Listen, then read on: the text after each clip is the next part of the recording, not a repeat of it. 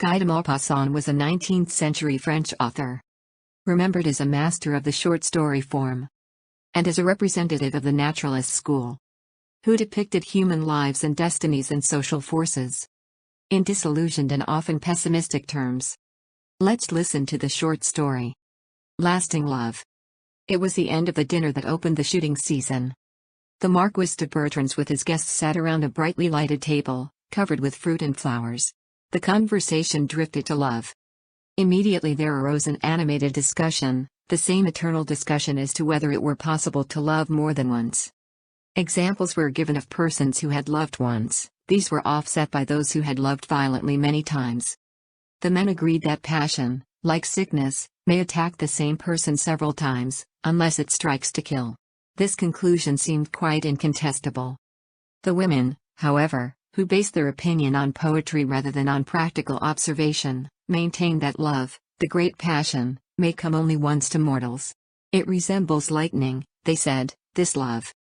A heart once touched by it becomes forever such a waste, so ruined, so consumed, that no other strong sentiment can take root there, not even a dream.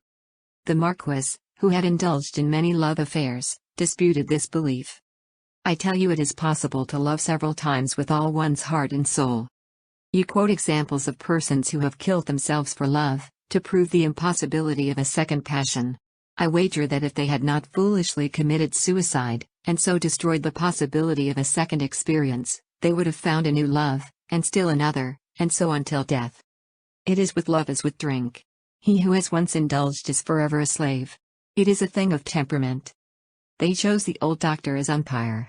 He thought it was as the Marquis had said, a thing of temperament. As for me, he said, I once knew of a love which lasted 55 years without one day's respite, and which ended only with death. The wife of the Marquis clasped her hands. That is beautiful. Ah, what a dream to be loved in such a way. What bliss to live for 55 years enveloped in an intense, unwavering affection.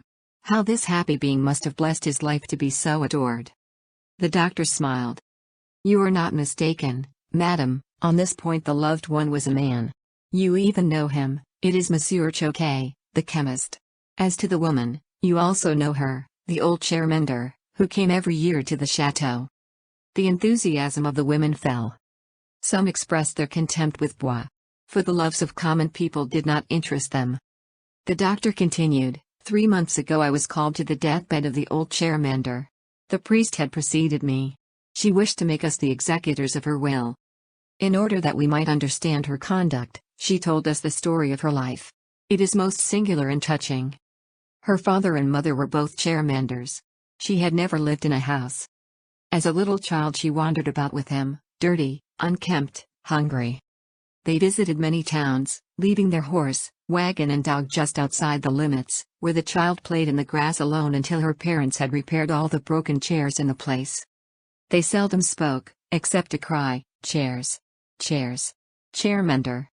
When the little one strayed too far away, she would be called back by the harsh, angry voice of her father. She never heard a word of affection. When she grew older, she fetched and carried the broken chairs. Then it was she made friends with the children in the street, but their parents always called them away and scolded them for speaking to the barefooted child. Often the boys threw stones at her. Once a kind woman gave her a few pennies. She saved them most carefully. One day. She was then 11 years old. As she was walking through a country town she met, behind the cemetery, little Choquet, weeping bitterly, because one of his playmates had stolen 2 precious liards, mills. The tears of the small bourgeois, one of those much envied mortals, who, she imagined, never knew trouble, completely upset her. She approached him and, as soon as she learned the cause of his grief, she put into his hands all her savings. He took them without hesitation and dried his eyes. Wild with joy, she kissed him. He was busy counting his money, and did not object. Seeing that she was not repulsed, she threw her arms round him and gave him a hug, then she ran away. What was going on in her poor little head? Was it because she had sacrificed all her fortune that she became madly fond of this youngster, or was it because she had given him the first tender kiss? The mystery is alike for children and for those of riper years. For months she dreamed of that corner near the cemetery and of the little chap. She stole a sou here and there from her parents on the chair money or groceries she was sent to buy. When she returned to the spot near the cemetery, she had 2 francs in her pocket. But he was not there. Passing his father's drugstore, she caught sight of him behind the counter. He was sitting between a large red globe and a blue one. She only loved him the more, quite carried away at the sight of the brilliant colored globes. She cherished the recollection of it forever in her heart. The following year she met him near the school playing marbles. She rushed up to him, threw her arms round him, and kissed him so passionately that he screamed, in fear. To quiet him, she gave him all her money. 3 francs and 20 centimes. A real gold mine, at which he gazed with staring eyes. After this he allowed her to kiss him as much as she wished. During the next 4 years she put into his hands all her savings, which he pocketed conscientiously in exchange for kisses. At one time it was 30 sous, at another 2 francs. Again, she only had 12 sous. She wept with grief and shame, explaining brokenly that it had been a poor year. The next time she brought 5 francs, in one whole piece, which made her laugh with joy. She no longer thought of anyone but the boy, and he watched for her with impatience. Sometimes he would run to meet her. This made her heart thump with joy. Suddenly he disappeared. He had gone to boarding school. She found this out by careful investigation. Then she used great diplomacy to persuade her parents to change their route and pass by this way again during vacation. After a year of scheming she succeeded. She had not seen him for 2 years, and scarcely recognized him. He was so changed, had grown taller, better looking, and was imposing in his uniform, with its brass buttons. He pretended not to see her, and passed by without a glance. She wept for 2 days and from that time loved and suffered unceasingly. Every year he came home and she passed him, not daring to lift her eyes. He never condescended to turn his head toward her. She loved him madly, hopelessly. She said to me, "He is the only man whom I have ever seen. I don't even know if another exists." Her parents died. She continued their work. One day, on entering the village, where her heart always remained, she saw Choquet coming out of his pharmacy with a young lady leaning on his arm. She was his wife. That night the chairmender threw herself into the river. A drunkard passing the spot pulled her out and took her to the drugstore. Young Choquet came down in his dressing gown to revive her. Without seeming to know who she was, he undressed her and rubbed her. Then he said to her, in a harsh voice, "You are mad. People must not do stupid things like that." His voice brought her to life again. He had spoken to her. She was happy for a long time. He refused remuneration for his trouble, although she insisted. All her life passed in this way. She worked, thinking always of him. She began to buy medicines at his pharmacy. This gave her a chance to talk to him and to see him closely. In this way, she was still able to give him money. As I said before, she died this spring. When she had closed her pathetic story, she entreated me to take her earnings to the man she loved. She had worked only that she might leave him something to remind him of her after her death. I gave the priest 50 francs for her funeral expenses. The next morning I went to see the Choquets. They were finishing breakfast, sitting opposite each other, fat and red, important and self-satisfied. They welcomed me and offered me some coffee, which I accepted. Then I began my story in a trembling voice, sure that they would be softened, even to tears.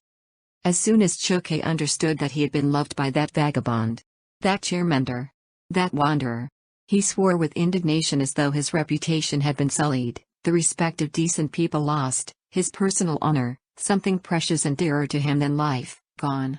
His exasperated wife kept repeating, "That beggar! That beggar!" Seeming unable to find words suitable to the enormity, he stood up and began striding about. He muttered, "Can you understand anything so horrible, doctor? Oh, if I had only known it while she was alive, I should have had her thrown into prison. I promise you she would not have escaped." I was dumbfounded. I hardly knew what to think or say, but I had to finish my mission. "She commissioned me," I said, "to give you her savings, which amount to 3,500 francs. As what I have just told you seems to be very disagreeable, perhaps you would prefer to give this money to the poor." They looked at me, that man and woman, speechless with amazement. I took the few thousand francs from out of my pocket. Wretched-looking money from every country. Pennies and gold pieces all mixed together. Then I asked, "What is your decision?" Madame Choquet spoke first. "Well, since it is the dying woman's wish, it seems to me impossible to refuse it." Her husband said, in a shamefaced manner, "We could buy something for our children with it." I answered dryly, "As you wish." He replied, "Well, give it to us anyhow, since she commissioned you to do so, we will find a way to put it to some good purpose." I gave them the money, Bowden left.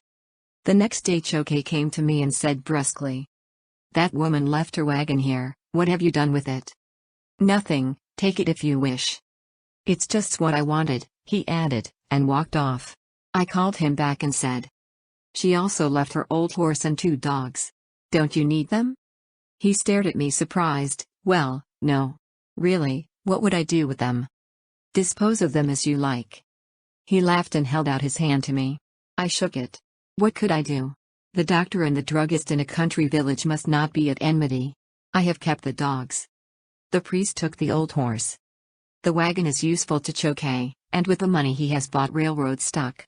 That is the only deep, sincere love that I have ever known in all my life. The doctor looked up. The Marquise, whose eyes were full of tears, sighed and said, "There is no denying the fact, only women know how to love." End of the story. Thank you. Thank you.